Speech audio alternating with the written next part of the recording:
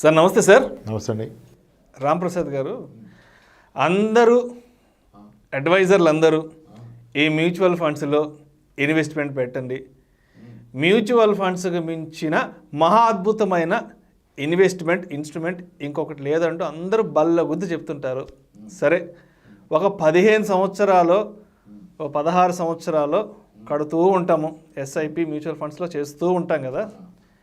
ఆ 15వ సంవత్సరం 16వ సంవత్సరము డబ్బులు అవసరం అయ్యి ఏదైనా ఇంట్లో ఎమర్జెన్సీ వచ్చి డబ్బులు వెనక్కి తీసుకుందాము అని అనుకున్న సందర్భంలో ఒకవేళ మార్కెట్ 20% 30% క్రాష్ అయితే ఆ రోజు దాంట్లో ఇన్వెస్ట్మెంట్ పెట్టిన వ్యక్తి యొక్క పరిస్థితి ఏంటంటారు? అండ్ ఎవరు దీనికి సమాధానం చెప్పాలి? చాలా టఫ్ క్వశ్చన్ని చాలా గట్టిగా నా మీద కక్ష పెట్టుకుని అడిగేస్తున్నారు మీరు. అయితే వాళ్ళు చెప్పారు వీళ్ళు చెప్పారు అంటలేదు మీరు, నేనే చెప్పా అంటున్నారు ఇండైరెక్ట్గా. ఎస్, ఆన్సర్ చేస్తాను. First of all, mutual fund డెఫినెట్గా గ్రేట్ అసెట్. ఇన్వెస్ట్మెంట్ పరంగా is one of the best asset class. Subject market risk, disclaimer. Market risk ఉంది, అందుకనే కదా మ్యూచువల్ ఫండ్ పెట్టే వ్యక్తి నువ్వు ఎందుకు పెడుతున్నావు అనేది తెలియకపోతే పెట్టొద్దని చెప్తున్నాం ఫస్ట్.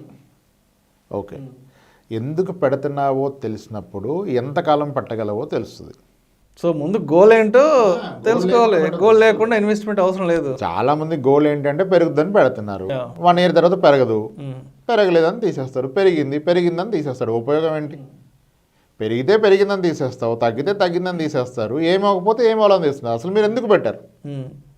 అంతే కదా, ఎందుకు పెట్టారో తెలవాలి. అప్పుడు ఎన్నాళ్ళు పెట్టగలనో తెలుస్తుంది. అప్పుడు దాన్ని బట్టి దేంట్లో పెట్టాలి, ఏ కేటగిరీ స్కీమ్, అదంతా సెకండరీ. సరే, మీరు అన్నట్టుగా మీ ప్రశ్నలో 10 ఏళ్ళ తర్వాత 15 ఏళ్ళ తర్వాత సన్నగా మార్కెట్ కరెక్షన్ వస్తే ఏంటి? ఓకే, ఫస్ట్ మీరు ఎందుకు పెట్టారో తెలిస్తే అకార్డింగ్లీ కొన్ని స్ట్రాటజీస్ వాడాల్సి ఉంటుంది.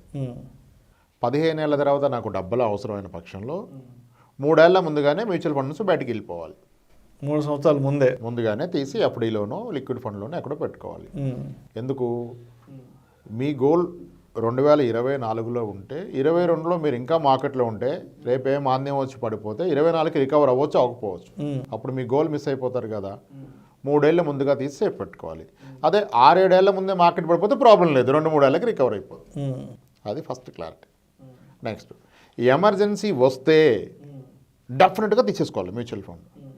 ఎమర్జెన్సీ వచ్చినప్పుడు లాభ నష్టాలు కాదు, ముందు అందుబాటులో ఉందా లేదా చూడాలి.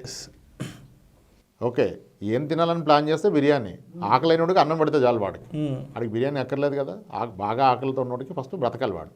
సో ఎమర్జెన్సీ వచ్చినప్పుడు ఏదైనా సరే మీకు లాభమా నష్టమా కాదు, అందుబాటులో ఉందా లేదని ప్రశ్న. ఓకే, సో ఆ ఎమర్జెన్సీ కూడా మీకు 10-15 ఏళ్ళతో వస్తే పెద్దగా ప్రాబ్లం ఉండదు. కానీ ఈక్విటీ మ్యూచువల్ ఫండ్స్ కనీసం 8 ఏళ్ళ పైన ఉంటేనే మీకు లాభాలు వచ్చే అవకాశం ఉంటుంది. ఓకే, 2-3 ఏళ్ళ తర్వాత ఈక్విటీ మ్యూచువల్ ఫండ్లో నెగిటివ్ రిటర్న్స్ ఉంటాయి. 2017లో ఇన్వెస్ట్మెంట్ ఎస్ఐపి ద్వారా స్టార్ట్ చేసిన వ్యక్తికి కరోనా టైంలో అతని పోర్ట్ఫోలియో 25% నెగిటివ్ వెళ్ళిపోయింది, డౌన్కి వెళ్ళిపోయింది. 3 ఏళ్ళ తర్వాత అదే ఎఫ్డీ అయితే అది జరగదు కదా. కానీ ఈరోజు మళ్ళీ అతనికి 19% సిఏజిఆర్ ఉంది. ఓకే, సో మ్యూచువల్ ఫండ్స్లో ఈ ఒడిదుడుకులు సాధారణంగా జరుగుతూనే ఉంటాయి. అందుకనే 8 ఏళ్ళు పైన ఉంటేనే ఈక్విటీ కరెక్ట్ అన్నాం. అలా అని చెప్పి 1 yearలో ఈక్విటీ పాజిటివ్ రిటర్న్ ఇవ్వదని కాదు. ఇప్పుడు కొన్ని ఫండ్స్ చెప్తాను నేను, ఇది ఎవరికి రికమెండ్ చేయట్లేదు. ఐసిఐసి పొటెన్షియల్ కమోడిటీస్ ఫండ్ అని వితిన్ 1 yearలో 200% రిటర్న్ ఇచ్చింది. Quant small cap fund within 1 yearలో 180% return ఇచ్చింది, వితిన్ 1 year రిటర్న్. అలానే SBI Magnum children benefit fund అని 160% రిటర్న్ ఇచ్చింది. ఈ రిటర్న్ వచ్చినప్పుడు అందరూ చెప్పేస్తారు ఇంత రిటర్న్ ఇచ్చేసిందని వీడియోలు చేస్తారు వ్యూవర్షిప్ వరకు.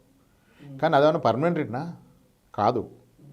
ఒక ప్లాట్ కొని రెట్టింపు అయితే డమ్కి వేసేస్తున్నారు, డబుల్ అయిందని. మరి ఇవి కూడా 1 yearలో 2 times పెరిగినాయి. 200% ఈజ్ వాట్, అలా కూడా పెరిగినాయి. కానీ అది స్టాండర్డ్ కాదు. మీరు 10 ఏళ్ళ రిటర్న్ ఏంటి చూడాలి, 15 ఏళ్ళ రిటర్న్ చూడాలి. ఎస్, కమింగ్ టు మీ క్వశ్చన్. ఇప్పుడు ఓకే, ఒక వ్యక్తి, మనకి మ్యూచువల్ ఫండ్స్లో ఒక పాపులర్ ఫార్ములా ఉంది, 15 ఈజ్ ఈక్వల్ టు 1 crore అని చెప్తారు.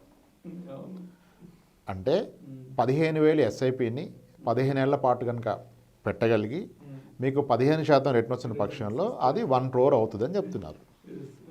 ఇది ఎందుకు చెప్తున్నారంటే as and today mutual fund ఇండస్ట్రీలో ఉన్న overall equity funds which are 15 years and above old ఉన్న వాటిలో almost 85% of the funds recognise చేసినాయి. సో కాబట్టి కాన్ఫిడెంట్గా రివ్యూలు చెప్తున్నారు. ఓకే, ఇప్పుడు మీరు అన్న ప్రశ్నకు వస్తాను. ఒక వ్యక్తి 15 ఏళ్ళుగా 15,000 ఎస్ఐపి పెట్టాడు. రేపు అన్న రోజు ఎమర్జెన్సీ వచ్చి డబ్బులు అవసరమైంది. ఎమర్జెన్సీనో ప్లాన్ చేసిందో వచ్చేసింది 15 ఏళ్ళ తర్వాత. ఇప్పుడు 15 ఏళ్ళలో 15% వచ్చి ఉండే అవకాశం పుష్కలంగా ఉంది.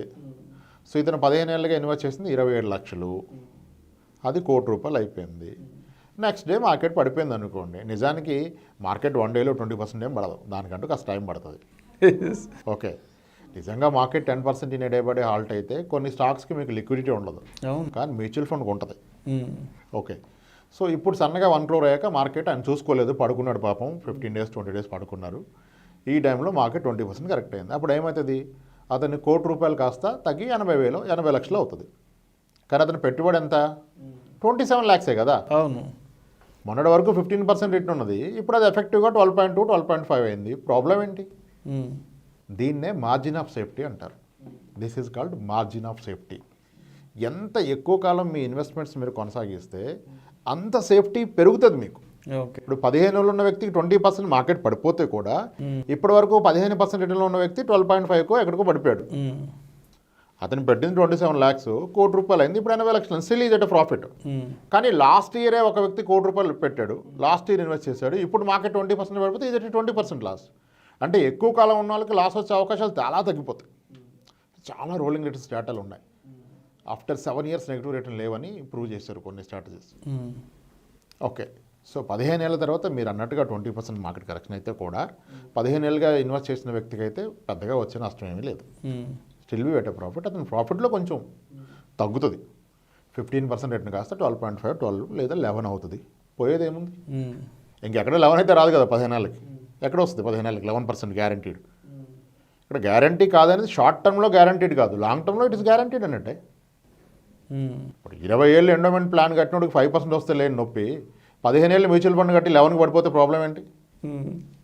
20 ఏళ్ల పాటు పూజ చేస్తూ కూర్చున్నారు కదా, ఎండోమెంట్ కట్టాం వచ్చేస్తాను, వచ్చేసింది తీరా, కానీ పర్సంటేజ్ ఎవరు లెక్క ఇట్లా. అక్కడ నేను 10 లక్షలు కట్టాను, పాలసీ 20 లక్షలు వచ్చింది అన్నాడు, కానీ పర్సంటేజ్ ఎంత వచ్చింది? 5% కదా. ఇన్ఫ్లేషన్ కంటే తక్కువే కదా. మరి ఇక్కడ వచ్చినప్పుడు ఏం ప్రాబ్లం?